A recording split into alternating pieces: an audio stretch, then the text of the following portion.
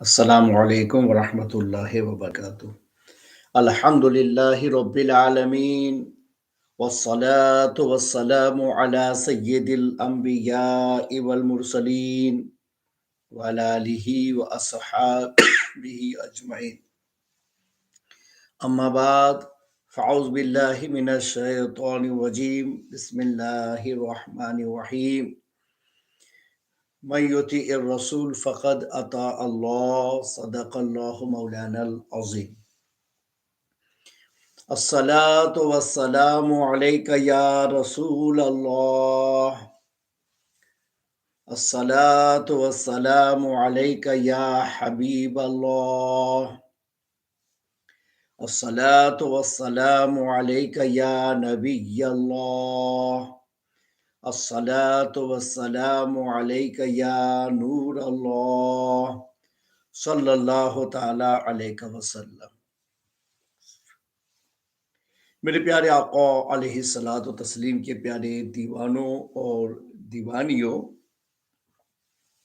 2022 का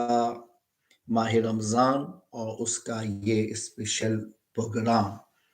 जिसमें ये कोशिश की जाती है कि कुछ फ़ज़ाइल के अमाल बताए जाएं ताकि आप उससे इस्तेफ़ादा करें, और मसाइल बताए जाते हैं ताकि आप अमाल में अपनी इस्लाह कर सकें, और कुछ अकायद की बातें भी बताई जाती है ताकि आप अपने ईमान को मजबूत और पुख्ता कर सकें। पहले हम आपकी खिदमत में अमल की दो बातें रखते हैं, और उसके बाद रमज़ान शरीफ के फ़ज़ाइल में जो हदीसें हैं उसको हम लोग सुनेंगे और उसकी तशरीह पर जाने की कोशिश करेंगे। पहला अमल जो मैं आपको बताने जा रहा हूँ वो ये है कि जॉन्डिस यानी किसी को पीलिया हो जाए, कमरा हो जाए, तो उस बीमारी में आदमी का जो ब्लड है वो पानी होने लगता है और चीज़ें उसको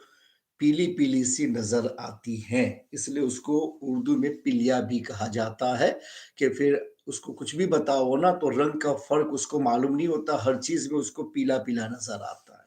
ये एक बीमारी है और ये खतरनाक बीमारी है। ये बीमारी बहुत आगे बढ़े तो आदमी का उसमें इंतकाल भी हो सकता है कि उसका जो खून है वो पानी में तब्दील होना शुरू हो जाता है। तो अल्लाह ताला ने बीमारी को उतारा है, तो उसके साथ में अल्लाह ताला ने उसकी दवाई और उसका इलाज भी उतारा है। लिकुल्ले दाइन दवा इल्लल मौत, के हर बीमारी के लिए दवा है सिवाय मौत के, कि भाई मौत के लिए कोई दवा नहीं, कि वो तो आपका वक्त मुकर्रर है, वो ख़त्म होगा तो आपको जाना ही है, उसके लिए कोई इलाज काम नहीं आ सकता। मगर उसके अलावा जो बीमारियां हैं उनके इलाज होते हैं, अल्लाह ने उसके लिए दवाइयां उतारी हैं। हाँ, हराम से बचो, हराम दवाइयों के इस्तेमाल की इजाजत नहीं होती है, मगर जबकि कोई ऐसी मजबूरी आ जाए कि जान को खतरा हो और उसके मुकाबले में कोई दूसरा इलाज ना हो, तो फिर एक मुकरा जैसे मजबूर हो, उसके लिए शरीयत के अहकाम में फर्क आता है। तो इसी तरीके से इसके लिए भी इजाजत निकलती है, मगर वो खतरनाक पहलू हो जाए तो निकलती है, वरना हराम चीजों से दवाई करने और इलाज करने की इजाजत इस्लाम की तरफ से नहीं दी जाती है। ये तो दवाइयों से इलाज है कि भाई दवाइयों से इलाज किया जाए, दुआओं से भी इलाज होता है। और हम लोग क्या समझते हैं कि भाई दवाइयों का इलाज है, निश्चित दवाइयों की तरफ जाओ, कि भाई दुनिया में दिमाग जो है ना वो अलग अलग किस्म के हैं, और वो अलग अलग किस्म के इसलिए है कि वो अलग अलग किस्म पर रह करके काम करते हैं। اگر آدمی مسلمان رہ کر کے کسی بھی فیلڈ میں اگر وہ کام کرے تو ایک کو مان کر کے دوسرے کا منکر نہیں ہو سکتا۔ ذہانت کب بدلتی ہے؟ جبکہ ماحول بدلتا ہے کہ بھئی پراگندہ ماحول میں رہو تو پراگندگی آئے گی، اچھے ماحول میں رہو تو آپ کے اندر بہتری آئے گی۔ ویسے ہی ہے جیسے کوئی خوشبودار جگہ اور کوئی بدبودار جگہ۔ خوشبودار جگہ پر آپ بیٹھیں گے تو آپ خوشبو محسوس کریں گے، آپ کے بدن کو فرحت محسوس ہوگی،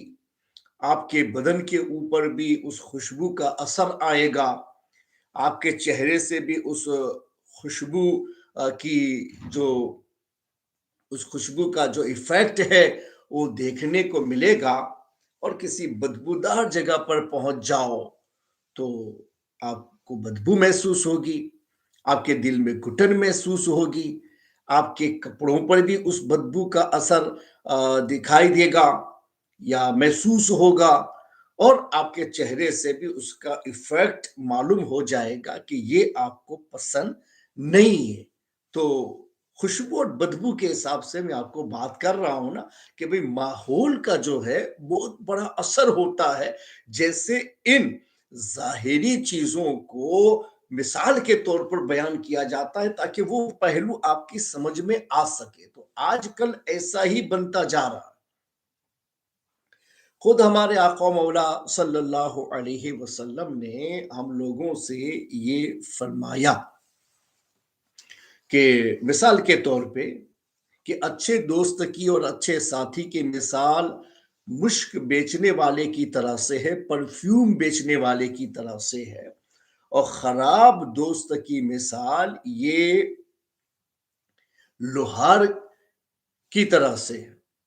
کہ لوہار جو ہوتا ہے یعنی بلیک سمتھ لوہار جو ہے وہ میٹل کا کام کرتا ہے، تو اس کے یہاں بھٹی میں میٹل گرم کیا جاتا ہے، بھٹی جلانے کے لیے لکڑیاں ڈالی جاتی ہے، وہاں دھواں ہوتا ہے، بدبو پھیلتی ہے اس کی، اس لیے کہ وہ میٹل کا کام وہاں کرتا ہے۔ تو ایک پرفیوم بیچنے والا ہے، وہ پرفیوم بیچتا ہے، تو آپ پرفیوم بیچنے والے کے یہاں جائیں گے تو خوشبو محسوس ہوگی اور اچھا ماحول آپ کو ملے گا۔ بلیک اسمتھ کے پاس میں جائیں گے، وہ اپنا کام کر رہا ہے تو آپ کو دھواں برداشت کرنا پڑے گا، بدبو برداشت کرنی پڑے گی، سمجھو نا۔ تو حضور صلی اللہ علیہ وسلم نے بھی ماحول اچھے اور ماحول خراب کو سمجھانے کے لیے ایک فزیکلی مثال دی کہ جیسے فزیکلی طور پر آپ ان چیزوں سے استفادہ کرتے ہیں کہ پرفیوم والے کے پاس بیٹھو تو کچھ الگ ہی تاثر قائم ہوتا ہے، اور بلیک اسمتھ کے پاس میں بیٹھو تو کچھ الگ ہی تاثر قائم ہوتا ہے۔ تو اسی طرح سے یہ جو آپ کی ایک دوسرے کے ساتھ ملنے کی زندگی ہے اس میں بھی کافی اثرات کی تبدیلیاں ہوتی رہتی ہیں۔ تو جو آدمی اسلامی ماحول میں رہتا ہے نا وہ منکر نہیں بنتا ہے، وہ تمام پہلوؤں پہ غور کرتا ہے۔ اسلام جن جن چیزوں کو اجازت میں شامل کرتا ہے وہ ان سب کو لے کے چلتا ہے، اور جو اسلامی ماحول سے باہر رہ کر کے کام کرتے ہیں نا وہ صرف اسباب کے اوپر موقوف ہو کر کے رہ جاتے ہیں، جو بہت ساری وہ چیزیں جس کا تعلق روحانیت کے ساتھ میں ہوتا ہے اس کے وہ منکر ہو جاتے ہیں۔ تو وہ لوگ صرف جسمانی علاج دوائیوں سے کرنے ہی کو سب کچھ سمجھتے ہیں۔ اب ان کے سامنے کہو کہ بھائی کسی کو دم لگواؤ، وہ کہے گا وہ بیکار ہے، وہ کیا چیز ہے۔ کہا کہ بھائی قرآن کی آیتیں پڑھ کے اس پہ دم کرو تو وہ کہے گا یہ سب بیکار ہے۔ کوئی وظیفہ بتائیں گے تو وہ سمجھے گا کہ اس سے کیا ہوگا، یہ تو ایک الفاظ ہیں۔ تو ایسا کون کرتا ہے جو صرف ایسے ماحول میں رہا ہے جس میں اسلام و مسلمین سے اس کی قربت نہیں تھی، اور اسلام و مسلمین سے قربت ہوتی ہے تو وہ یہ سمجھتا ہے کہ بھائی جس طرح سے دوائیاں اللہ کی ہیں اور اس نے ان میں سببیت پیدا فرمائی ہے کہ اس کی وجہ سے شفا مل جاتی ہے، اچھا ہو جاتا ہے اللہ چاہے تو اسی طرح سے روحانیت بھی اللہ ہی کی طرف سے ہے۔ تو جس نے دوائیوں میں اثر پیدا کیا وہ اللہ ان چیزوں میں بھی اثر پیدا فرماتا ہے اور ان کا علاج اس کے ذریعے سے ہو جاتا ہے۔ تو روحانیت کا بھی انکار مت کیجئے اور جسمانیت والے جو اسباب ہیں اس کا بھی انکار مت کیجئے۔ ہمارے نبی صلی اللہ علیہ وسلم نے بیماری میں دوائیوں کا بھی سہارا لیا اور اس کو بھی استعمال کیا، اور اسی طرح سے سرور عالم صلی اللہ تعالی علیہ وسلم معوذتین یعنی کل اعوذ برب الفلق اور ناس پڑھ کے بھی دم کرتے تھے، اور اس سے بھی پڑھ کے فائدہ حاصل کرنے کی کوشش کرتے تھے، اور ایسی ہی کئی دعائیں ہمارے آقا مولا صلی اللہ علیہ وسلم نے ہماری زندگی کو خوشگوار بنانے کے لیے اور مصائب و آلام سے بچانے کے لیے روحانی دعائیں ہم لوگوں کو سکھائی کہ بھئی یہ دعا پڑھو تو یہ ہوگا، یہ دعا پڑھو تو یہ ہوگا۔ تو سب میں آپ کو سکھا گئے، گھر سے باہر نکلنا ہے تو بسم اللہ توکلت علی اللہ لا حول ولا قوت الا باللہ پڑھ لو تو آپ محفوظ ہو جائیں گے۔ تو پھر ظاہری سبب تو وہاں محفوظ کا نہیں، الفاظ ہی ہیں، مگر یہ ہے کہ جب ان الفاظ کو پڑھا جائے گا تو اللہ تبارک و تعالی ہماری حفاظت فرمائے گا، تو اس کا تعلق روحانیت کے ساتھ میں ہوا۔ تو ایک مومن جو ہے وہ روحانیت کا منکر نہیں ہو سکتا ہے، ڈاکٹر ہو چاہے کوئی بھی ہو، روحانیت کا ممکن نہیں ہوتا ہے۔ لیکن جو لوگ بالکل اسلامی ماحول میں نہیں جاتے، کہ عام طور پہ جو دنیا دار ہوتے ہیں وہی لوگ اپنے بچوں کو زیادہ دنیاوی تعلیم دیتے ہیں اور ڈاکٹروں تک پہنچاتے ہیں کہ وہاں تک پہنچنا عام لوگوں کے تو بس کی بات نہیں ہوتی ہے، تو پھر وہ لوگ پہلے دن سے یہی کوشش میں رہتے ہیں کہ ہم اس کو دنیا میں کیسے آگے لے جائیں، کیسے آگے لے جائیں۔ تو اس کی وجہ سے وہ ٹیوشن میں جاتے ہیں، اسکولوں میں جاتے ہیں، ان کے پاس مسجد و مدرسے میں آنے کا ٹائم ہی نہیں ہوتا، وہ اپنی پوری زندگی اسی کے پیچھے گزار دیتے ہیں اور پھر اپنے آپ کو ترقی یافتہ سمجھتے ہیں۔ تو پھر ایسی ترقی میں تو یہی ہوگا نا، پھر ان لوگوں کے سامنے ایسی روحانیت کی بات کرو تو یہ ان کے پلے پڑنے والی بات نہیں ہے، تو ایسے لوگ منکر ہوتے ہیں۔ تو اس لیے اسلام میں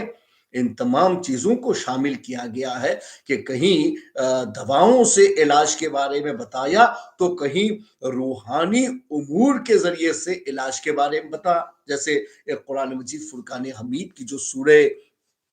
فاتحہ ہے اس کو سورۃ شفا کہا جاتا ہے، اس سے شفائیں حاصل کی جاتی ہیں، اور علماء نے اس کے بارے میں کئی کئی وظائف الگ الگ مقرر فرمائے ہیں کہ بس سورۃ شفا ہے، اس سے پڑھ کے اس سے دم کر کے بھی شفا حاصل کی جاتی ہے۔ تو یہ روحانیت کا انکار کرنا اسلام کے ایک عظیم پہلو کا انکار کرنا ہے، اس لیے مسلمانوں کو دوائیوں سے بھی تعلق رکھنا چاہیے اور ادھر روحانی چیزوں سے بھی الگ نہیں ہونا چاہیے، اس سے بھی فائدہ حاصل کرنا چاہیے، جدھر اللہ نے شفا لکھی ہوگی مل جائے گی۔ جیسے قرآن مجید فرقان حمید میں بتایا گیا نا کہ وَأُبْرِئُ الْأَكْمَحَ وَالْأَبْرَصَ وَأُحْيِي الْمَوْتَى بِإِذْنِ اللَّهِ، حضرت عیسیٰ علیہ السلام نے یہ کہا تھا، کب جبکہ سائنس ترقی پر تھی اس زمانے میں اور لوگ انہی علاج و معالجہ ہی کو سب کچھ سمجھتے تھے، روحانیت سے الگ ہوتے جا رہے تھے، تو اللہ تبارک و تعالی نے حضرت عیسیٰ علیہ السلام کو وہ معجزات عطا فرمائے کہ جس کے ذریعہ وہ لوگوں کو روحانیت کی طرف مائل کر سکے، کہ صرف جسمانیت پر اپنا مدار مت رکھو، روحانیت بھی ایک چیز ہے اور وہ بھی اللہ ہی کی طرف سے عطا کی گئی ہے، اور اس کی طرف بھی جانے کی کوشش کرو۔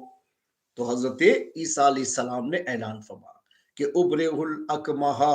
والابرص واحیی الموتى باذن اللہ، تو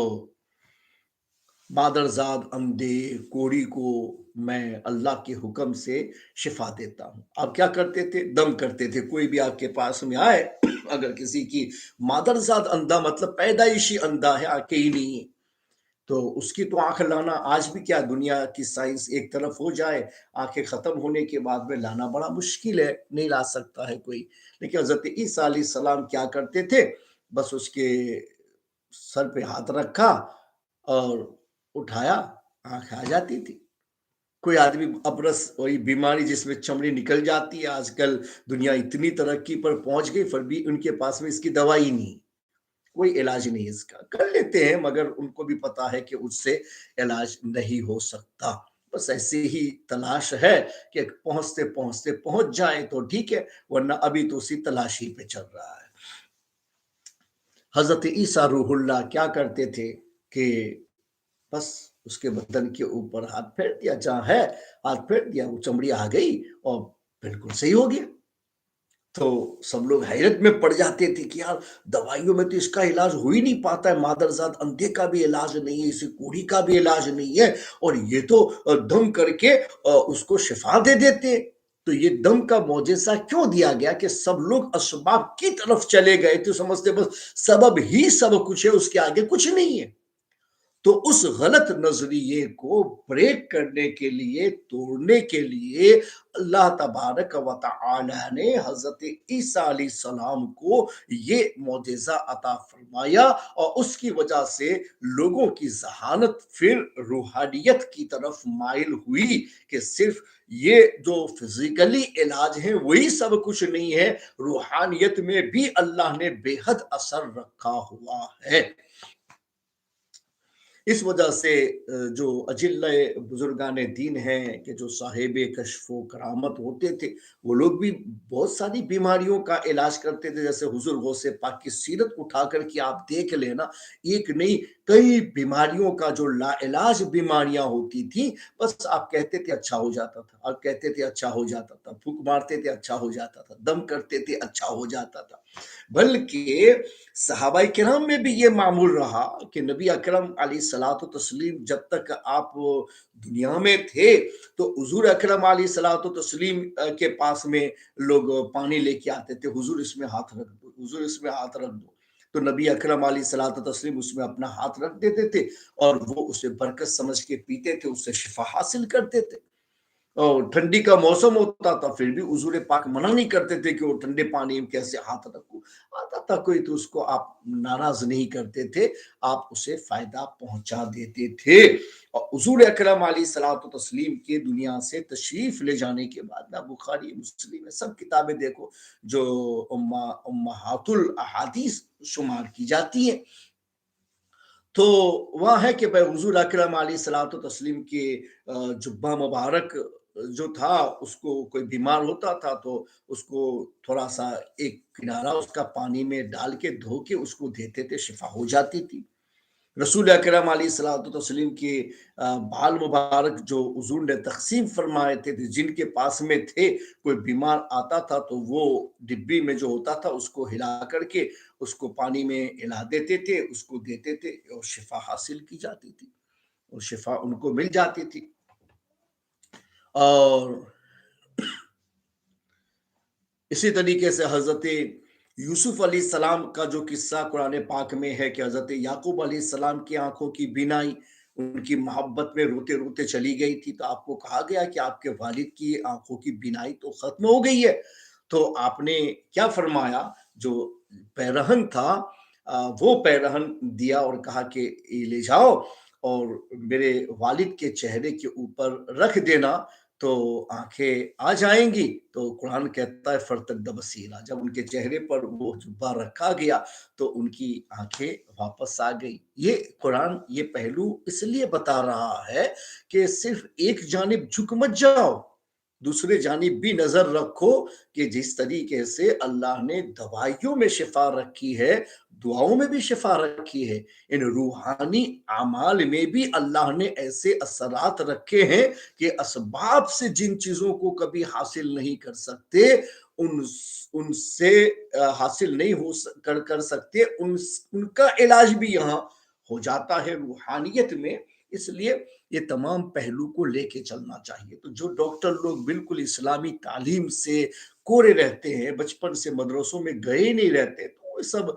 असबाब के ऊपर मौकूफ होकर के बहुत सारी चीज़ों के मुनकिर हो जाते हैं। इसलिए मैं कहता हूँ कि माहौल साज़गार रखो, अच्छों के माहौल में रहो, खुद अच्छों के माहौल में रहो, अपने घर को अच्छा माहौल बनाओ, अपने बच्चों को अच्छी तरबियत दो, अच्छे लोगों की सोहबत में रखो, बाहर उनको किसी गलत की सोहबत न मिल सके, इसका खास ख्याल रखो। चूंकि आपके बच्चे हैं, आपको उनसे मोहब्बत है और उनको आपसे मोहब्बत है, और ये गहरा रिश्ता एक मोहब्बत का जो नस्बी तौर पे अल्लाह ने आपको दिया है, उसको आप ही अच्छी तरह से समझ सकते हैं, दूसरा नहीं समझ सकता है। तो उनकी हिफाजत के लिए अच्छे माहौल की जरूरत है।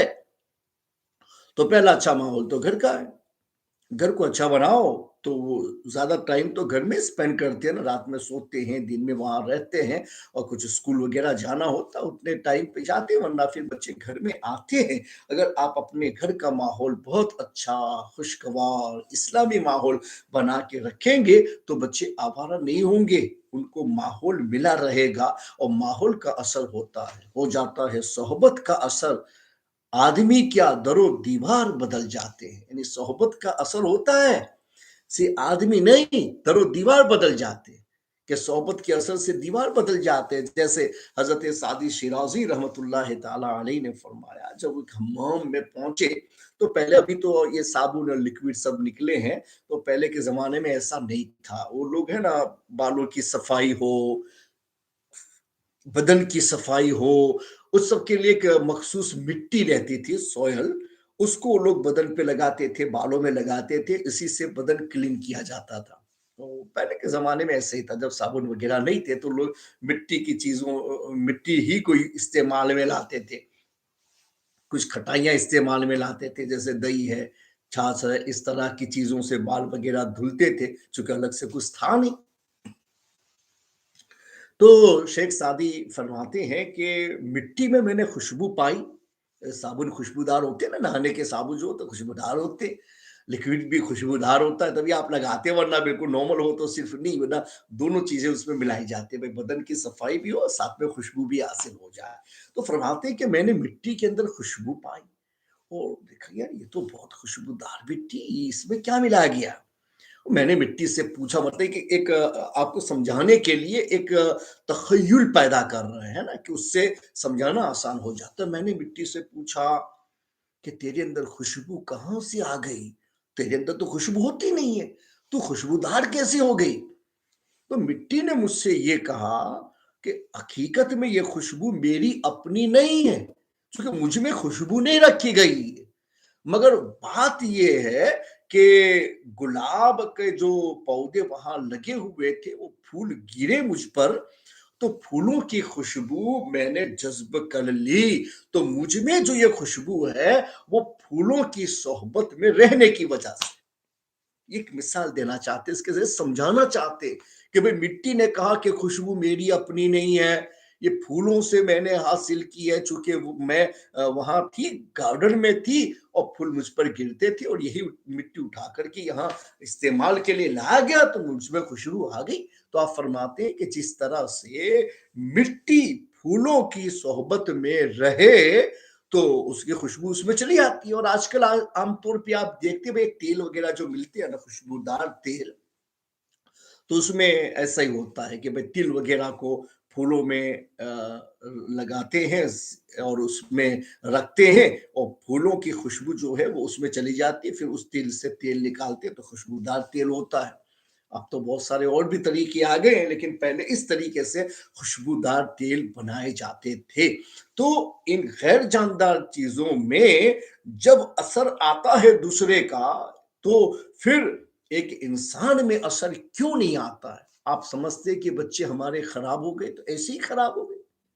माहौल परागंदा हो गया तो क्या ऐसे ही हो गया,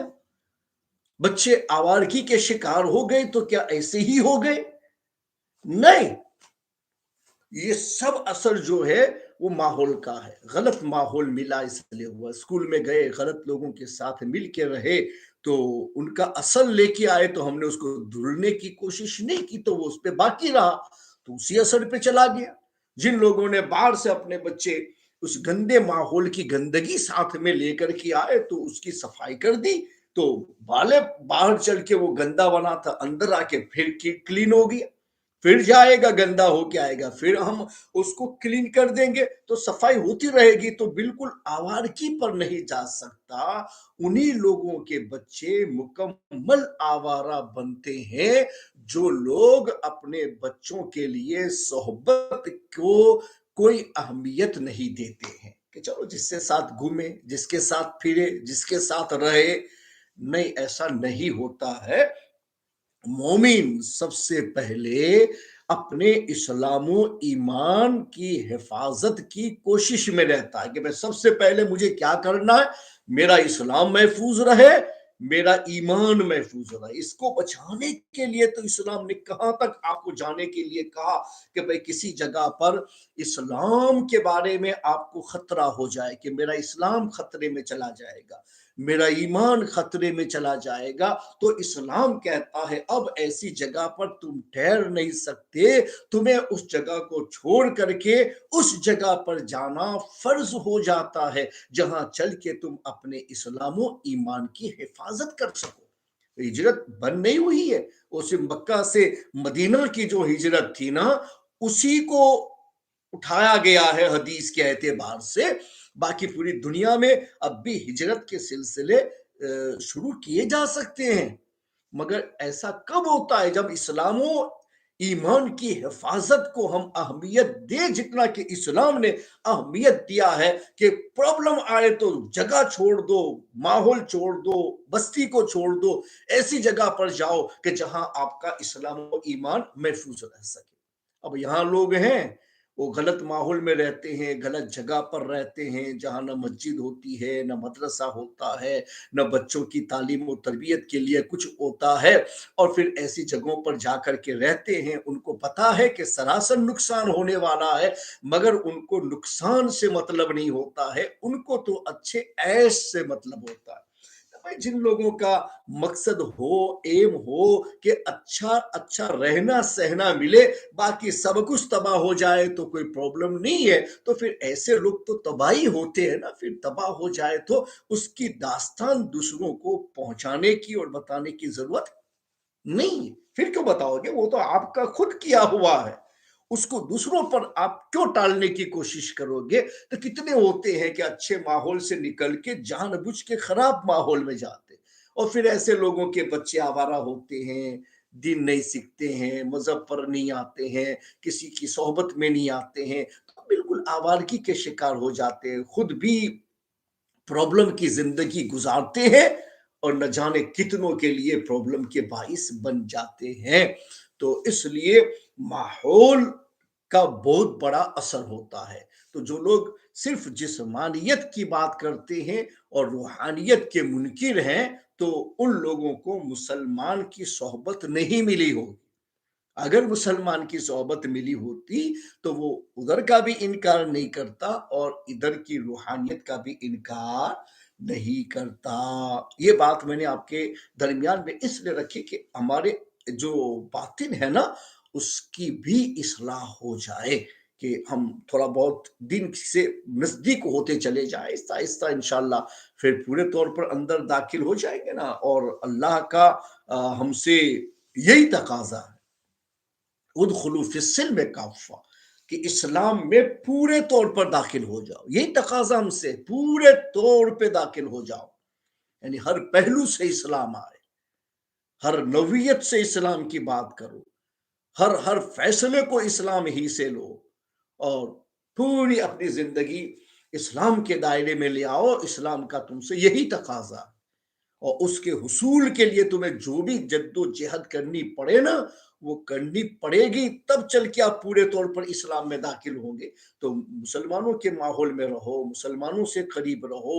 دینداروں سے قریب رہو، مذہبی لوگوں سے قریب رہو، تو آٹومیٹکلی آپ کے بدن پر وہ اثرات آئیں گے کہ جو ایک اللہ نے رکھا ہے کہ اثر دوسرے تک پہنچتا ہے۔ تو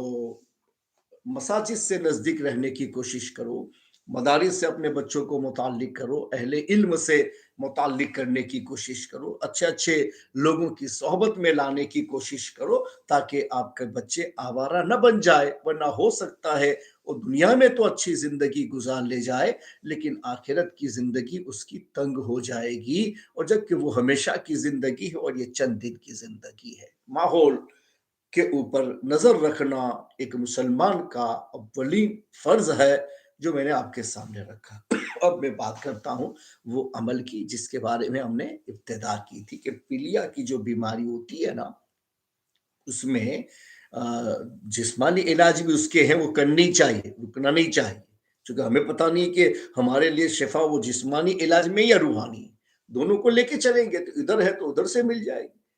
और इधर है तो इधर से मिल जाएगी, दोनों को साथ में लेके चले। तो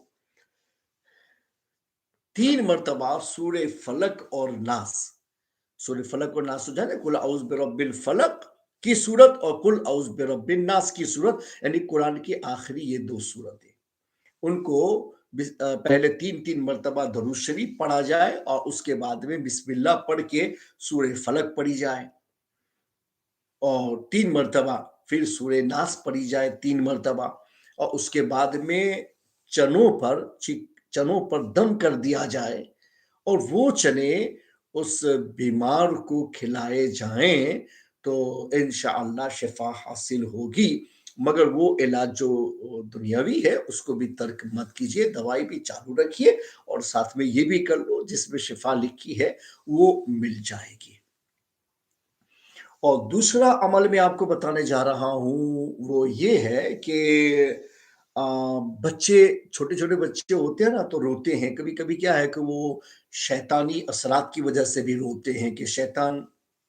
परेशान करता है, जिन परेशान करता है, उसको दिखता है, आपको नहीं दिखता है, बच्चे रोने लगते हैं, कराहने लगते हैं। तो उसके लिए ये एक इलाज है, जो आप वो नहीं अचानक भी रात में ऐसा हुआ है तो आप कहाँ मौलवी के पास में जाएँगे और तावीज़ लेकर के आएँगे। फिर सुबह ही में बात होगी ना होगी, रात को परेशानी उसका क्या होगा? तो मैं आपको इसका इलाज बता देता हूँ कि भई ये घरेलू इलाज है, आप खुद कर सकते हैं, तो कम से कम आप उसको आज़मा लो ना। अगर आपका तीर निशाने पे लग जाता है तो आपके लिए फ़ायदा ही है, कि फिर आप खुद उसको करते रहेंगे और दूसरों को बताते रहेंगे।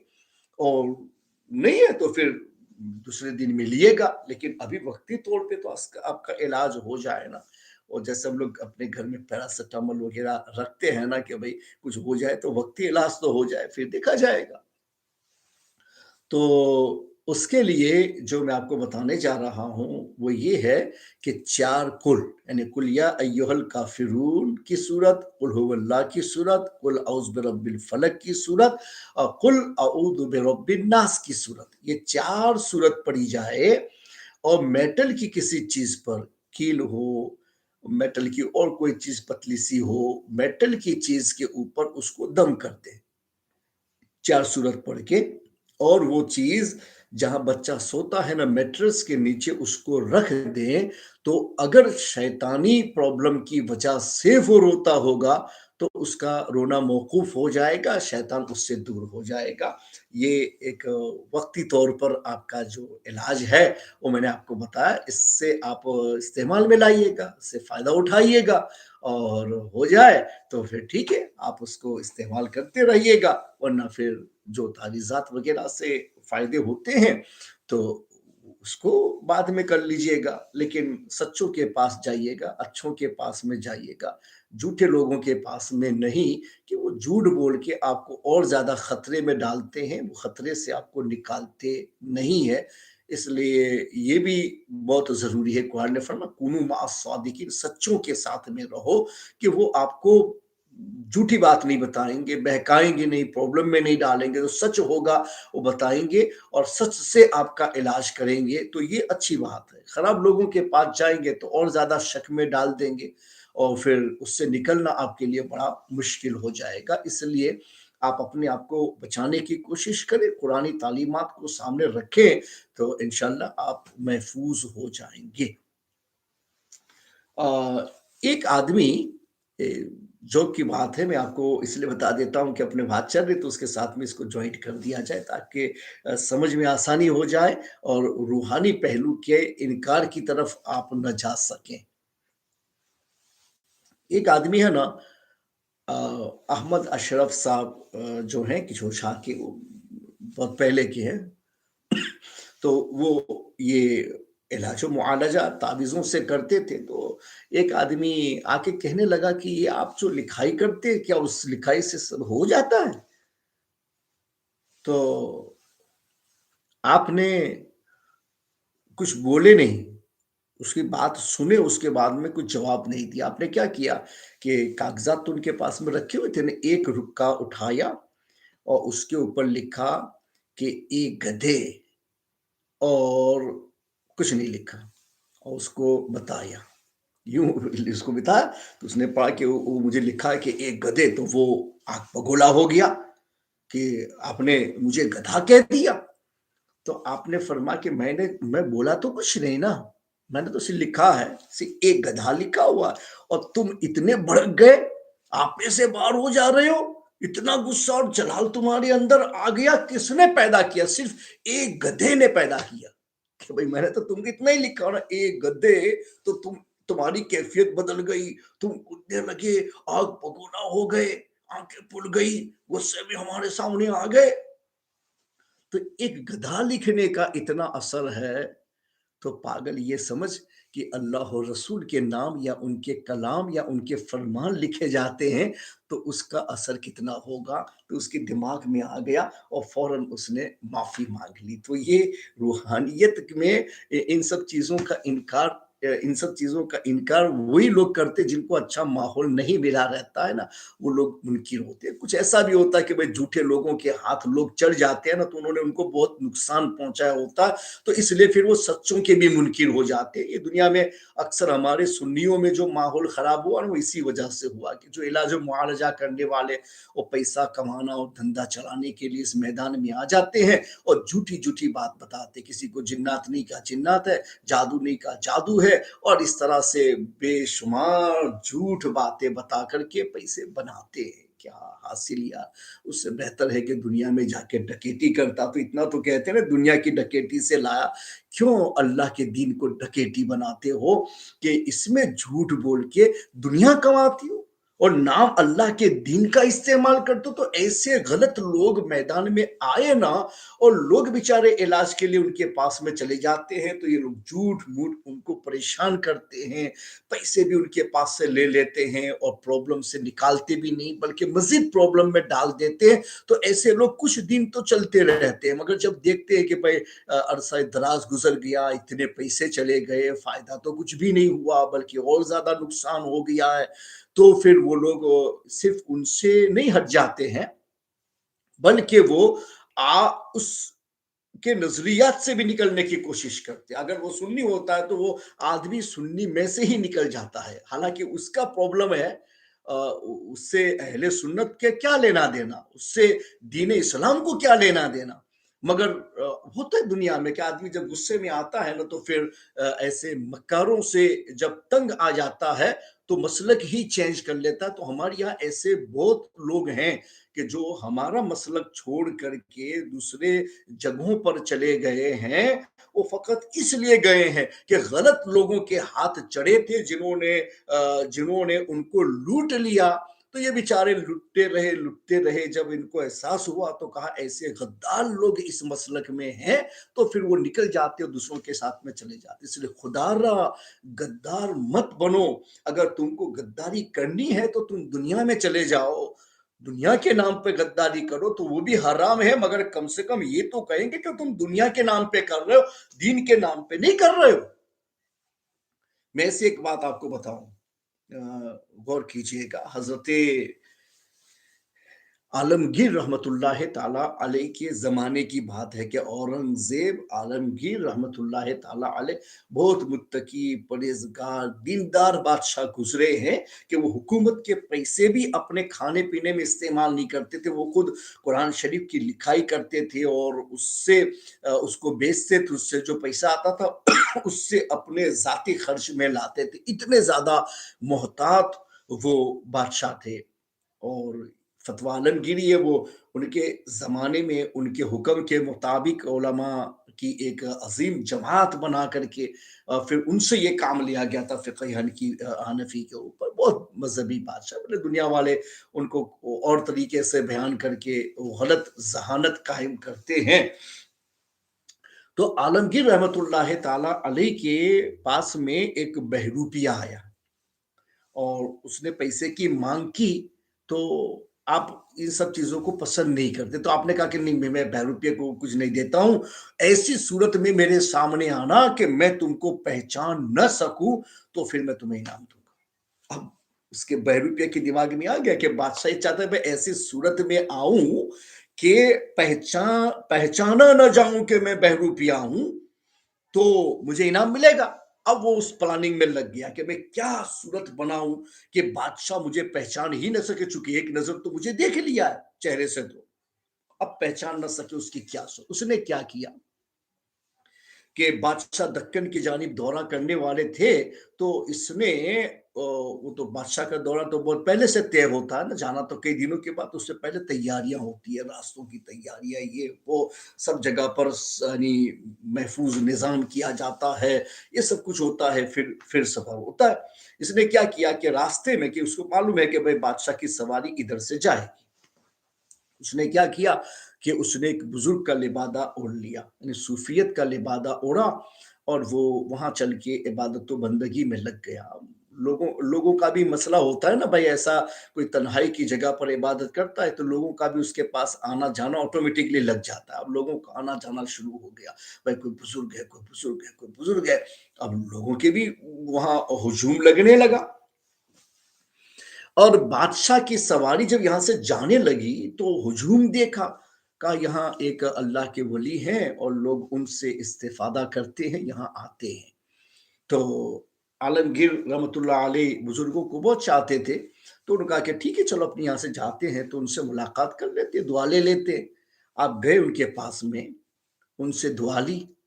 اور پہچان نہیں پائے چونکہ پورا لبادہ اس کا چینج تھا، کچھ پہچان نہیں پائے۔ تو آپ نے کیا کیا، اشرفی کی ایک تھیلی نکالی اور بزرگ کے حوالے کیا کہ یہ قبول کیجئے اور ہمارے لیے دعا فرمائیے گا۔ تو بہروپیہ ہی تھا، مگر اس نے وہی کہ بھئی یہ بات تھی کہ پہچان نہ سکو تو انعام ملے گا، بس ایسی صورت۔ اس نے پتا بادشاہ پہچان نہیں پایا، اشرفی کی تھیلی دی، تو اس نے کہا کہ کیا آپ ہمارے ایمان و عقیدے کو خراب کرنا چاہتے ہو اپنی دولت کے ذریعے سے؟ کیا سمجھ رکھا ہے تم نے؟ اٹھاؤ اپنی دولت، یا دنیا قبول نہیں کی جاتی ہے۔ اور بادشاہ کے دل میں اور زیادہ محبت پیدا ہو گئی کہ یہ تو بہت پہنچی ہوئی ہستی ہے، دنیا سے ان کو کوئی لینا دینا ہی نہیں ہے۔ شرفی کی تھیلی واپس لے لی اور بادشاہ اپنی سواری پر بیٹھے، تو یہ بہروپیہ اب اٹھا اور وہ چادر بادر جو سر پہ تھی ہٹا لی اور دوڑتے ہوئے گیا، بادشاہ حضور، بادشاہ حضور، السلام علیکم، وہ اشرفی کی تھیلی لائیے۔ کون؟ کہا بھی آپ مجھ سے مل کے آئے نا، آپ نے کہا تھا نا کہ تم ایسی صورت میں آنا کہ میں تمہیں پہچان نہ سکوں تو انعام دوں گا، تو آپ پہچان نہیں پائے نا، آپ نے مجھ سے دعائیں لی، سب کچھ لیا، آپ مجھے پہچان نہیں پائے، اب وہ انعام لائیے۔ تو بادشاہ کہ میں نے پہلے دیا تھا، لے کیوں نہیں لیا؟ اب بہروپیہ کا بھی یعنی یہ سمجھو بھائی وہ بھلے وہ دندہ غلط کر رہا تھا، لیکن باقی پہلو میں اہل اللہ کو بدنام کرنا نہیں چاہتا تھا۔ تو اس نے کیا کہا کہ حضور میں نے اس وقت آپ کی اشرفیوں کی تھیلی اس لیے نہیں لی کہ اگر اس وقت میں لے لیتا نا تو میں نے اس وقت صوفیوں کا لباس پہنا تھا، بزرگوں کا لباس پہنا تھا، صوفیت بدنام ہو جاتی، بزرگیت بدنام ہو جاتی، اس وجہ سے میں نے اس وقت آپ کو منع کر دیا کہ میں آپ کا تحفہ قبول نہیں کر سکتا۔ اب میں نے اپنی چادر وغیرہ ہٹا دی، لباس بدل دیا، اور پھر میں آپ کے پاس میں آیا ہوں کہ میں وہی بہروپیہ ہوں کہ آپ نے کہا تھا کہ اگر آپ مجھے پہچان نہ پائیں، ایسی صورت میں آؤں تو آپ مجھے انعام دیں گے، تو اب وہ انعام لائیے، تاکہ میں اس صورت سے پہلے ہٹ گیا ہوں، تاکہ میں نے وہ تصنع کیا تھا اہل اللہ کی صورت کا، اسے میں بدنام کرنا نہیں چاہتا، اس لیے میں نے اس جگہ پر آپ سے انعام نہیں دیا، اب ہٹ کے آیا ہوں تو اب انعام لائیے۔ बादशाह ने उसको इनाम दिया, कुछ भी हुए, इनाम भी दिया। बहरहाल तो मैं ये कहना चाहता हूँ कि एक बहरूपिया भी ये नहीं चाहता है कि उस लिबास में अहलुल्लाह को बदनाम करे। और हमारे अंदर ऐसे ऐसे कमीने, निकम्मे, खबीस किस्म के लोग पैदा हो गए हैं कि जो चादरें और जुब्बे कुब्बे और ऐसे लिबास पहनते हैं जो बुजुर्गों की तरफ मंसूब होता है, और उसके बाद इस लिबास में जब वो लुटपाट करते हैं, झूठ बोलते हैं, झूठे मशवरे देते हैं और पैसे लेने के लिए हर चाल चलने की कोशिश करते हैं, तो ऐसे लोग इस बहरूपिये से भी गए गुजरे हैं कि उसने तो उस लिबास में इनाम भी नहीं लिया कि बुजुर्गियत बदनाम ना हो जाए, और ये लोग इस लिबास में बैठ करके लोगों को धोखा देते हैं, लोगों को फरेब देते हैं, जादू ना हो तो जादू कहते हैं, और किसी की बंदिश ना हो तो बंदिश कहते हैं, और इस तरह से अगर किसी ने न किया हो जादू तब भी उसका नाम लेकर के रिश्तेदारों में प्रॉब्लम और दुश्मनी डालने की कोशिश करते हैं। तो ऐसे लोग इस्लाम में बदतर से भी ज्यादा बदतर हैं कि ये लोग इस्लामी लिबास में मुस्लिमीन को बदनाम करना चाहते हैं, अहलुल्लाह को बदनाम करना चाहते हैं।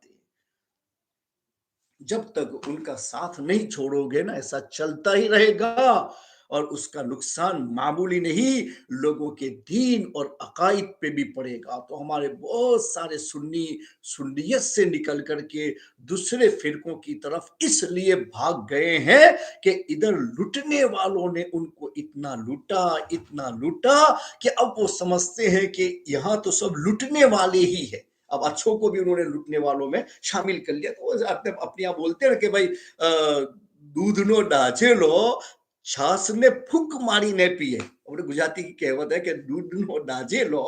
छाछ ने फूक मारी ने पिए। भाई दूध तो गरम હોય તો दूध આપણે ગરમ પીએ ને છાશ છે તો ઠંડી પીવાય, એટલે કે એ ઠંડી સારી લાગે, અને दूध ગરમ હોય તો સારું લાગે। તો પછી એક વખત ગરમ ગરમ दूध હોય ને પેલાને ખબર ના હોય ને પેલું છાશ સમજીને મોઢા પર ઓ જબાન જલ ગઈ। ओ फिर अब उसके सामने आप छाछ भी रखो तो समझेगा ये दूध तो नहीं गर्म वाला। ओ फिर तो दूध નો ઢાંચેલો છાશને બી ફૂંક મારીને પીએ। तो તેવો મસલો આપણા સુન્નીઓનો થઈ ગયો છે कि इतने लुटेरे इसमें पैदा हो गए, इतने झूठे इसमें पैदा हो गए, इतने मक्कार इसमें पैदा हो गए हैं कि अल अमान वल हफीज, आगे चल के डर लगता है कि कहीं हम लोगों को ये लिबास निकाल ना देना पड़े और कोई दूसरा लिबास वज़ा न करना पड़े कि जिसमें ये पता चले कि भाई ये उलमा का लिबास है और उलमा इस लिबास में पाए जाते हैं। जब फिर वो प्रॉब्लम में जाएगा तो ठीक। अभी तो ऐसा खतरा है कि लिबास निकाल देना पड़ेगा, क्योंकि लोगों को इतने लोगों ने धोखा दिया है कि अब इस लिबास में उनको ऐसा ही लगता है कि धोखा देने वाले इसी लिबास में आते हैं। मैंने शेखुल इस्लाम का एक बयान सुना था, उसमें उन्होंने एक लतीफ़ा के तौर पे एक बात कही थी, मैं उसको आपसे शेयर करता हूँ। तो उन्होंने क्या कहा कि एक अंधा भीख माँग रहा था कि भाई दे दो, अल्लाह के नाम पे दे दो, अल्लाह के नाम पे दे दो। कशकोल लेकर के वो अपने उस स्पेशल एक बोल बना रहता है ना, उसको कशकोल बोला जाता है। तो फ़कीर लोग पहले आमतौर पे उसी को रखते थे और भीख माँगते थे। तो किसी ने उसके कशकोल के अंदर हाथ रखा, उसको महसूस हुआ कि कोई अंदर से कुछ लेना चाहता है, वो तो अंधा था। उसने कहा कि हाजी साहब ये क्या कर रहे हो? तो उसने कहा कि तुमको कैसे पता कि मैं हाजी हूँ? तो कि हाजियों के अलावा ये धंधा करता कौन है? नाम हाजी का होता है और पाजी के काम करते हैं, वही तो करते हैं। तो एक लतीफे की बात है, ये नहीं कहता हूँ कि सब हाजी ऐसे होते हैं, मगर अक्सर प्रॉब्लम करने वाले होते तो वो चीज़ बदनाम हो जाती है। और इसी तरीके से अब ये लिबास लोग बदनाम कर रहे हैं। अल्लाह हिफाजत फरमाए इस लिबास की, वरना ज़्यादा मक्कार इस लिबास में आ गए, ज़्यादा कमीने इस लिबास में आ गए, ज़्यादा खबीस लोग इस लिबास में आ गए हैं। और माहौल को अब पाक कैसे किया जाए आगे चल के, मुझे तो ऐसा लगता है कि अच्छे लोगों को अपना लिबास चेंज करना पड़ेगा कि मक्कारों को निकाल नहीं सकते तो हम खुद मक्कारों से निकल जाए लिबास बदल करके, ऐसा ही होने वाला है। चलो अल्लाह बचाए। रमज़ान के मुक़द्दस महीने की तरफ भी आते हैं और उसकी फ़ज़ीलत में भी कुछ बात करते हैं। ایک تو پہلے بھی میں نے آپ کو بتا دیا تھا کہ بھائی رمضان کا مقدس مہینہ، اس کی فضیلت اپنی جگہ پر ہے، اس میں سب سے زیادہ جو آپ کے لیے فائدے کی چیز ہے نا، وہ تو یہ ہے کہ بھائی نفل پڑھو تو فرض کا ثواب ملے، اور فرض کرو تو 70 فرضوں کا ثواب ملے۔ تو رمضان کے ماہ مقدس میں اگر آپ نفلی عبادت بھی کرتے ہیں تو آپ کو فرض کا ثواب ملے گا، نفلی صدقات وغیرہ دیتے ہیں تو اس میں بھی آپ کو فرض کا ثواب ملے گا۔ تو اس لیے مسلمان عام طور پہ دوسرے مہینوں کی بنسبت رمضان کے مقدس مہینے میں زیادہ صدقات و خیرات کرتے ہیں، تو اس لیے لوگ مانگنے والے بھی اسی مہینے میں زیادہ نکلتے ہیں، کلیکشن کرنے والے اسی مہینے میں نکلتے ہیں، چندے کرنے والے اسی مہینے میں نکلتے ہیں۔ پورا دنیا میں ایسا ماحول ہو جاتا ہے کہ شاید لاکھوں کروڑوں مانگنے والے جو باہر آ گئے ہیں تو فقط اس لیے آ گئے ہیں کہ رمضان کا مقدس مہینہ ہے۔ تو اب تو ایسا ہی ہے نا، یا اب دیکھو تو اپنے یہاں تو اتنا نہیں گھر بن رہتا ہے، اس لیے بہت کم ہے، اور اپنے ملکوں میں جہاں پاکستان ہے، انڈیا ہے، بنگلہ دیش ہے، یہ سب غریب ملک ہمارے جو ہیں، ہے غریب ہے نہیں، وہ نیتوں کی بنیاد پر پرابلم میں جاتے ہیں، ورنہ جن کی نیت اچھی ہوتی ہے نا، ان کی اللہ کی طرف سے مدد ہو جاتی ہے، وہ کبھی بھیک مانگنے کی مجبوری تک نہیں پہنچتا ہے، نہیں پہنچتا ہے۔ اب رمضان کا مقدس مہینہ آپ دیکھو نا، شاپوں پر ہے، بہت بڑے مولوں میں آپ ہے، تو پبلک سے زیادہ آپ کو مانگنے والے وہاں سے گزرتے ہوئے نظر آئیں گے۔ ایک کے بعد ایک رہا، ایک کے بعد ایک رہا، ایک کے بعد ایک آ رہا، ایک ایک روپیہ تم بانٹو نا،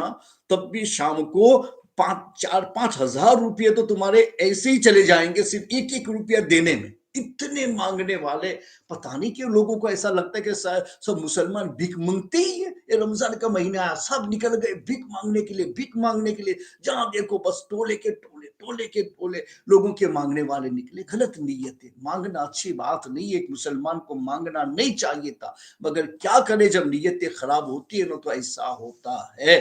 تو بس مگر یہ کہ لوگ زیادہ تر رمضان ہی میں نکالتے ہیں، اس لیے لوگ رمضان میں زیادہ تر مانگنے کے لیے نکلتے ہیں۔ ہمارے آقا مولا صلی اللہ علیہ وسلم نے ارشاد فرما، صحیح بخاری میں یہ حدیث ہے، باب هل یقال رمضان او شهر رمضان، اس کے اندر ہے ان رسول اللہ صلی اللہ علیہ وسلم قال اذا جاء رمضان فتحت ابواب الجنہ، رمضان کا مقدس مہینہ آتا ہے تو اللہ تعالیٰ جنت کے دروازوں کو کھلوا دیتا ہے، جہنم کے دروازے بند، جنت کے دروازے کھول دیے جاتے ہیں، اور اعلان ہوتا ہے کہ رب تبارک و تعالی خوش ہے، راضی ہے، اور وہ رحم و کرم فرمائے گا لوگوں پر۔ اس لیے پھر لوگ بھی عبادت میں بہت بہت حصہ لیتے ہیں، بہت حصہ لیتے ہیں، بھئی اچھی بات ہے نا، یہ سیل کا موسم ہے، اپنے جو کہ سیل پڑتا ہے، خاص طور پر ہمارے اس ملک کے اندر تو لوگ کیا کرتے ہیں، وہ جب نیو ایئر کا ہوتا ہے، لوگ آپ دیکھو تو شاپوں میں بھیڑ لگی رہتی ہے، تو اس لیے کہ بھائی سستا ملے گا، فائدہ ہو جائے گا، فائدہ ہو جائے گا۔ تو یہ مقدس مہینہ بھی رب کی طرف سے یہ اعلان ہے کہ مانگو ملے گا، اللہ کی رحمت جوش پر ہوتی ہے، نفل پر فرض کا ثواب، فرض پر 70 فرضوں کا ثواب، عذاب کے دروازے بند، رحمت کے دروازے کھلے، تو اب اس میں ہم کوتاہی کریں نا تو اچھی بات نہیں ہے۔ زیادہ عبادت کرو، زیادہ بندگی کرو، زیادہ ذکر و اذکار کرو، تسبیحات پڑھو، تو بجائے اس کے ہم دیکھتے ہیں کہ رمضان کے مہینے میں لوگوں سے کہا جاتا ہے بھائی آپ پڑھتے تھے تو رمضان میں کیوں، اور رمضان میں ٹائم نہیں ملتا ہے۔ اب بتاؤ، دوسرے مہینوں میں خوب پڑھتے تھے، اور رمضان کے مہینے کی بات آئی کہتے ہوئے اب تو نام بہت کم آنے لگے ہیں، یہ ذکر و اذکار جو کرتے تھے، ساتھ میں رہ کر کے کام کرتے تھے، جیسے ہمارا وہ کلمہ نجات گروپ ہے نا، اس میں ہم نے ہزاروں مرحومین کو 70,000 کلمہ دے دے کر کے ان کو بخشوانے کی کوشش کی ہے۔ بشارت کے مطابق ایک ایک کو 70,000، ایسے ہزاروں لوگوں کو، مرحومین کو ہم لوگوں نے اس گروپ کے ذریعے سے بخشوانے میں ان کو رکھا، حالانکہ ان کے رشتے دار کو تو پتہ بھی نہیں ہوگا، ہمارے جیسے لندن سے हमारे हाजी अहमद सुलेमान जो हैं, उन्होंने कितने लोगों को जो अपने गाँव के हैं, जो मरहूमीन जिनको उनका रिश्तेदार में कभी नहीं पड़ा होगा, उसको भी उन्होंने शामिल किया, किसी को बाकी नहीं रखा, अपने दोस्तों, बिरादर जहाँ-जहाँ से मिले सब अहले सुन्नत को ला कर के उन्होंने इसमें शामिल किया। हज़ारों लोगों को इस बशारत के अंदर रखा गया, उनके लिए मग़फ़िरत की दुआ की गई। एक-एक को 70-70 हज़ार मर्तबा कलमा शरीफ पढ़ के उनके उनकी रूहों को बख्शा गया, ये काम किया। तो रमजान के महीने में अब उधर भी नाम थोड़े से कम हो गए और इधर तो बिल्कुल कम हो गए। तो भाई रमजान में तो और ज्यादा करना चाहिए था ना, कि भाई इस ये तो अल्लाह की तरफ से और अता का है कि वहां कलमा तुम पढ़ते नफल था, या तुम पढ़ोगे तो फर्ज का सवाब मिलेगा, इतना बढ़ेगा इतना बढ़ेगा। तो फिर आप क्यों नहीं करते? तो अब पहलू बदल गए हैं, टाइम नहीं मिलता, रमजान में टाइम नहीं मिलता है, तो इसलिए निकल गए। हालांकि रमजान के मुकद्दस महीने में ज्यादा कोशिश कर लेनी चाहिए। ये तो हम लोग हैं ना कि भाई 11 महीने भी कमाते हैं और रमजान में भी कमाने का काम छोड़ते नहीं है। पहले के जमाने में ऐसा था कि लोग है ना काम धंधा करते थे तो थोड़ा थोड़ा पैसा बचा करके अलग करते थे, ये कह करके कि रमजान के मुकद्दस महीने में काम नहीं करेंगे, सिर्फ इबादतों बंदगी करेंगे। तो पहले से पैसा रमजान के खर्च का अलग कर लेते थे और हर महीना थोड़ा थोड़ा करके रखते थे कि रमजान में प्रॉब्लम नहीं आना चाहिए, रमजान में ज्यादा इबादतों बंदगी करेंगे। अब हमारे यहाँ लोग लाखों पाउंड कमाते हैं साल भर, फिर भी रमजान का मुकद्दस महीना होता है, फिर भी वही काम, उसी में दुनिया ही की तरफ रहता है, दिन की तरफ। पर माहौल का बहुत बड़ा असर है, माहौल ऐसा हो जाता है, सबके दिमाग ही ऐसे बन जाते हैं। इसलिए माहौल अच्छा बना हो ना, तो ऑटोमेटिकली सब कुछ अच्छा बन जाएगा। नबी अकरम नूर मुजस्सम सल्लल्लाहु अलैहि वसल्लम ने जब रमज़ान शरीफ का महीना दाखिल हुआ तो आपने फरमाया, इन्न हादा शहर कद हज़रकुम व फीहि लैलतुन खैरुम मिन अल्फ शहरिन मन हुरिमहा फ़क़द हुरिमल खैर कुल्लहु वला युहरमु खैरहा इल्ला महरूम। आपने फरमाया कि रमजान का मुकद्दस महीना मेहमान बन के तुम्हारे पास में हाजिर आया है। अल्लाह ने उसमें एक मुकद्दस रात रखी है जिसमें इबादत करने वाले को 1000 महीने से ज्यादा इबादत का सवाब अता किया जाता है, और जो उससे महरूम रहा वो हर तरह की भलाई से महरूम रहा, और उसकी भलाई से महरूम नहीं होता है मगर वो आदमी जो अपने एतबार से महरूम ही होता है, जो दिन की तरफ आना ही नहीं चाहता तो महरूम ही है ना। आना ही ना चाहे, तौफीक लेना चाहे तो तौफीक मिले ना, और तौफीक का इरादा ही ना हो तो तौफीक कहां से मिलेगी? तो ऐसे लोग महरूम होते हैं कि उनको चाहिए ही नहीं, कुछ नहीं चाहिए आखिरत का, वो सिर्फ निरे दुनिया के बंदे हैं। जैसे हुजूर ने फरमाया कि ताइस अब्दुल दिनार ताइस अब्दुल दिरहम, दिनार का बंदा हलाक हो जाए, दिरहम का बंदा हलाक हो जाए। तो दिनार और दिरहम के बंदे कौन होते हैं? बंदे तो अल्लाह के हैं, अल्लाह के बंदे हैं। तो फिर अल्लाह रसूल की तालीमात को आप अपने सामने रखो और उसके मुताबिक जिंदगी गुजारो, तो आप अल्लाह रसूल के बंदे हो। और सिर्फ दुनिया के होकर के रह जाओ, हाय पैसा हाय पैसा, हाय दौलत हाय दौलत, उसके सिवा आपकी जबान पे और कोई लफ्ज आता ही ना हो, तो फिर आप अब्दुल्ला और अब्दे रसूल थोड़ी ना होंगे, फिर आप अब्दे दीनार और अब्दे दिरहम ही होगे, जैसा कि हुजूर ने फरमाया। तो कामयाब तो वो होता है जो अब्दुल्ला होता है या अब्दे रसूल होता है, अब्दे मुस्तफा होता है, वो नहीं जो निरा अब्दे दिनारो दिरहम होता है, वो तो हलाक ही होने वाला है। जैसे आप दुनिया में हजारों की दास्तान देख लो कि दौलत और सरवत कमा करके वो समझते थे कि हम कामयाब हो जाएंगे, मगर कामयाब नहीं हुए। उनका हर कदम आखिरत के एतबार से पिछला कदम था, और वो इस्लाम से कोसों दूर निकलते चले गए, और वो बिल्कुल अपने आप को मजहब से अलग कर ले गए। तो क्या कमाया, क्या हासिल किया? दौलत जो एक नमरूद के पास में थी, दौलत जो एक फिरौन के पास में थी, तो वो तो दौलत लेकर के हलाक हो गए। क्या तू भी लेके हलाक होना चाहता है? अगर दौलत लेके हलाक होने से अपने आप को बचाना चाहता है तो निरा दौलत का बंदा मत बन, पहले अल्लाह और रसूल का बंदा बन। اور پھر ان کی تعلیمات کے مطابق چل تو یہ دولت دنیا میں بھی تجھے کام آئے گی اور وہ آخرت میں بھی تجھے اٹھانے کا سامان بن جائے گی۔ مگر ہم تو نرے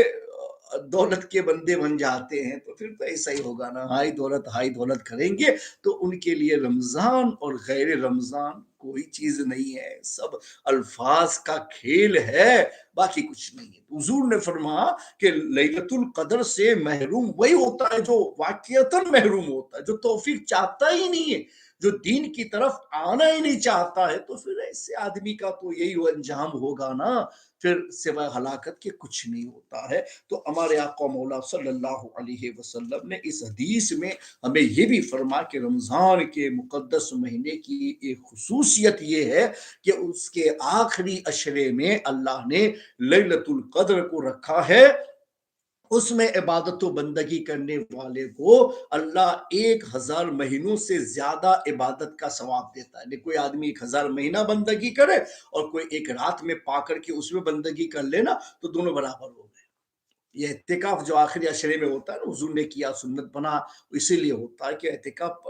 پانے کے لیے تھا، لیلۃ القدر کو پانے کے لیے حضور نے بتایا کہ آخری عشرے میں تلاش ہو، تو اس لیے جو لوگ مسجدوں میں اعتکاف کر لیتے وہ پورے دن ہی عبادت و بندگی میں رہتے، تو ان کے لیے اس سے فائدہ اٹھانا بڑا آسان ہو جاتا ہے۔ تو یہ بھی بن سکے تو کرنا چاہیے، عورتیں بھی کر سکتی ہیں کہ بھئی اپنے گھروں کے اندر 10 دن جو ہے وہ حیض وغیرہ نہیں ہونا چاہیے، تو پاک ہے تو وہ کر سکتی ہے، اپنے گھر کے اندر کوئی جگہ عبادت کی مقرر کر لو، یہ روم ہماری نماز کا، پھر وہاں اعتکاف کر لو، پھر باہر نہیں نکلنا ضرورت کے بغیر، جیسے پیشاب پاخانہ کے لیے جا سکتے، باقی نہیں کھانا وغیرہ بنانے کے لیے بھی وہی بنانا پڑے گا، اور ایسا نہیں ہے تو پھر مت کرو، پھر نفل اعتکاف کرو۔ نفل اعتکاف کا مطلب ہوتا ہے اس میں کوئی کنڈیشن نہیں ہوتا، آپ جیسے اپنے روم میں گئی جہاں نماز پڑھتی ہے تو آپ کرو کہ چلو آج 1 گھنٹے کے بجائے 2 گھنٹے وہاں بیٹھ کے عبادت کروں گی، تو آپ وہاں بیٹھے، نماز پڑھے، ذکر کیا، قرآن کی تلاوت کی، دعائیں کی، اور اس کے بعد میں نکلے، تو جب تک آپ وہاں رہے نا وہاں تک آپ کے لیے کیا ہے وہ اعتکاف رہا۔ تو عورتوں کے لیے بہتر ہے، گھر کا پورا سسٹم ان کو سنبھالنا ہے، آپ یہ اعتکاف میں بیٹھ جائیں گے، چلو دوسرے اگر ہے تب تو سنبھال لیں گے، دوسرے نہیں ہے تو افطاری کون کرائے گا اور کیسے ہوگا؟ گھر کا ماحول پورا ہی چوپٹ ہو جائے گا۔ یہ تو آپ لوگ کر لیتے ہیں نا، اس لیے جو آ کر کے دسترخوان پر بیٹھ کر کے وہ کیا ہے افطاری گپا گپ کر لیتے ہیں نا، ان کو پتہ نہیں چلتا ہے کہ اتنی آسانی سے کیسے مل گیا، اس لیے کہ آپ کا ورک چالو ہے، آپ اپنے ورک سے تھوڑی سی بھی ہٹ جاؤ نا تو سب کو پتہ چل جائے گا کہ عورت کیا ہوتی ہے اور اس کی کتنی محنت گھر کے اندر ہوتی ہے، پھر ٹائم پر کھانا بھی نہیں ملے گا اور چائے بھی تلاشتے رہ جاؤ گے کہ کیسے بناؤں اور کیسے پیوں، تو عورتوں کا بہت بڑا احسان ہے۔ اس لیے اور جن کے گھر میں ہے کام کرنے والے وہ بیٹھے تو ٹھیک ہے، ورنہ عورتوں کو ایسا وقت بہت کم نصیب ہوتا ہے۔ چلو گھر کا کام بھی ایک ثواب ہی ہے، ایسا مت سمجھو کہ وہ عبادت نہیں ہے، حضور نے اس کو بھی جہاد کے ثواب کے برابر قرار دی، اس لیے وہ بھی آپ اچھی نیت سے کرو، اس میں بھی ثواب ہے۔ لیکن اعتکاف اگر کرنا چاہو نفل اعتکاف کر لینا، جب تک وہاں بیٹھے 1 آدھ گھنٹہ اور بڑھا لو اور وہاں بیٹھ کے عبادت بندگی کرو، پھر وہاں سے نکل جاؤ تو اعتکاف کا ثواب آپ کو مل جائے گا۔ تو رمضان کے اس مقدس مہینے میں مقدس رات اس کو بھی یاد رکھنا ہے، عبادت و بندگی پہ اضافہ کرنا ہے، اس کے کچھ فضائل اور مسائل پہ انشاءاللہ آئندہ کل بات کریں گے۔ اللہ تعالیٰ مجھے اور آپ سب کو دین کی باتیں سیکھنے، اس پر عمل کرنے کی توفیق عطا فرمائے۔ بسم اللہ الرحمن الرحیم، اللہم ربنا آتنا فی الدنیا حسنہ وفی الآخرۃ حسنہ وقنا عذاب النار، اللہم انا نسألک العفو والعافیۃ والمعافاۃ الدائمۃ فی الدین والدنیا والآخرہ۔ پروردگار عالم ہمارے سامعین ناظرین جتنے بھی مسلمان ہیں سب کے نیک جائز مقاصد پورے فرما، سب کی اولاد کو نیک اور صالح بنا، ماہ مقدس کے احترام کی توفیق عطا فرما، زیادہ سے زیادہ عبادت و بندگی کرنے کی توفیق عطا فرما، ہماری عبادت و بندگی کو اپنی بارگاہ میں قبول فرما، بخل سے بچا، دین کے معاملے میں مالی عبادت سے بھی حصہ لینے کی ہم سب کو توفیق عطا فرما، اہل سنت والجماعت کے اداروں کو دین دنیا رات چوگنی ترقی عطا فرما، وصلی اللہ تعالی علی خیر خلقہ ونور عرشہ محمد وآلہ وصحابہ اجمعین برحمتک یا ارحم الراحمین۔ ناظرین بھولیے گا نہیں، آپ کا ادارہ اور مصباح ویلفیئر مشن جو کئی برانچز پر اہل سنت والجماعت کو اٹھانے کے لیے کام کر رہا ہے، اس میں ایک جو ہے وہ بیوہ کا بھی الگ سے ایک برانچ ہے جس میں تقریباً 80 بیواؤں کی لک آفٹر ہوتی ہے، उलमा को पॉकेट मनी दे करके आलिम बनने के लिए बड़े इदारों में भेजा जाता है। उसके अलावा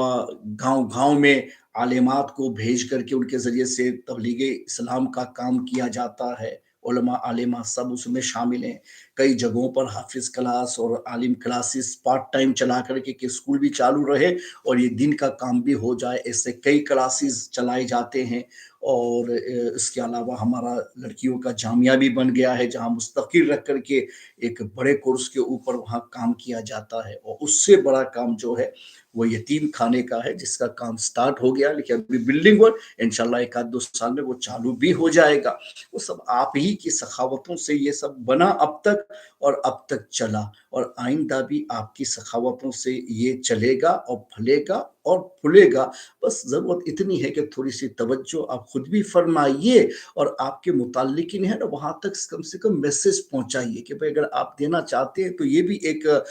चैरिटी है जो अपने यहाँ काम करती है, अपनी कौम को उठाने के जज़्बात लेकर के चलती है, तो थोड़ा उसमें भी हिस्सा दो ना, तो इंशाअल्लाह अपना काम इतना टॉप पे आएगा कि आप खुद कहेंगे कि हाँ, हमने दिया था, तो वो दरख़्त जो यानी बीज था, वो दरख़्त बन के हमारे सामने आ गया इंशाअल्लाह। तो ये बहुत सारे काम है, तो अभी जो सबसे बड़ा खर्च हमारा है ना, वो दारुल यतामा बनाने का है, तकरीबन हाफ़ मिलियन पाउंड की उसके लिए ज़रूरत है। लेकिन अल्लाह का काम है, करता वही है, लेकिन बंदों को वो उसमें सहारा बनाता है। तो अब हमें देखना है कि हम में से किसको अल्लाह इस काम को पूरा करने के लिए सहारा बनाता है। कोई आदमी दे के सहारा बनता है, कोई दिला के सहारा बनता है, कोई उसकी एडवर्टाइज़िंग करके सहारा बनता है। सहारा बनने के कई तरीके, कुछ ना हो सके तो सिर्फ़ दुआ करो, या अल्लाह ये जो काम लेके चल रहे हो उसके लिए बहुत बड़ा खर्च है, इतना पैसा कैसे आएगा? मेरे मौला तू गैब से इनकी मदद कर देना।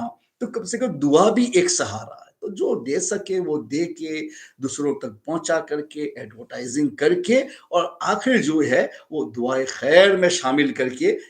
हमारे लिए आप ये इस काम को थोड़ा-सा आसान बनाने की कोशिश कीजिएगा। बाकी करता अल्लाह ही है, तौफ़ीक उसी की है, हम सब तो एक ज़ाहिरी सहारा है। इतना है कि बस अल्लाह हमें और आपको अपनी बारगाह में कबूल कर ले। अस्सलामु अलैकुम व रहमतुल्लाहि व बरकातुहू। अल्लाह हाफ़िज़। आइंदा कल फिर नए प्रोग्राम के साथ में मुलाकात होगी इंशाअल्लाह ताला।